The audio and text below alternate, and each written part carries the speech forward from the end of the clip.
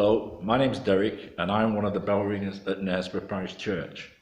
Today we're restoring the ringing of the Pancake bell, which we know was last rung in about 1938. It was rung every year on Shrove Tuesday to remind people to, basically go and confess and then eat up all their fat. We know it hasn't been rung since 1938 because our organist, Mark Hunter, found a press cutting in the Knaresborough Post of 1938 which described what happened, so we decided we would do the same again this year.